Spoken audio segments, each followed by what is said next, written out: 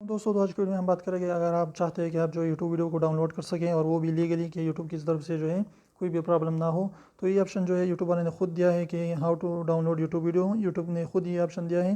तो अगर आप फॉर एग्जांपल ये मैं अपनी वीडियोस जो है डाउनलोड करना चाहता हूँ, तो यहाँ पर आप देख सकते हैं कि यहाँ पर जो है डाउनलोड वीडियो का ऑप्शन जो है यूट्यूब वाले ने खुद दिया है और ये हर एक वीडियो में यहाँ पर देते हैं। लेकिन इससे क्या होगा कि इससे जो है आप क्या कर सकते हैं कि इससे जो है अगर इससे आप वीडियो डाउनलोड कर देते हैं तो आपकी वीडियो यूट्यूब ऐप के अंदर ही होगी वो वीडियो, और जब तक जो है आपके पास हर एक दिन इंटरनेट होगा तो ये तकरीबन 1 महीने के लिए या 29 दिनों के लिए ये यहाँ पर पड़ी रहेगी, और जब आपको टाइम मिलता है तो आप इसे देख सकते हैं।